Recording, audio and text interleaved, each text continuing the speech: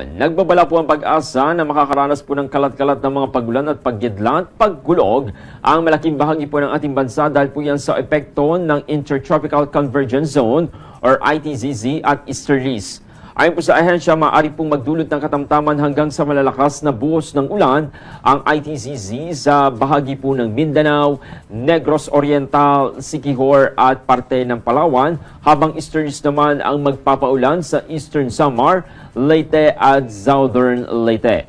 Posible rin po ang mga flash flood at landslide sa mga nabanggit po na lugar. Samantala, panakanakang ulan naman at pagkulog, pagkidlat din ang inaasa naman sa parte ng Metro Manila na dulot pa rin po yan ng Easterlies. Wala naman po namata ang bagyo o low pressure area sa loob ng Philippine Area of Responsibility sa ngayon. Ayon po yan sa ulat ng Pag-asa ngayong alas 2 po ng madaling araw. Ngunit kasabay po ng mga pag-ulan, mahigit 20 lugar sa bansa ang nakapagtala po ng danger level or heat index o init na nararamdaman ng katawan.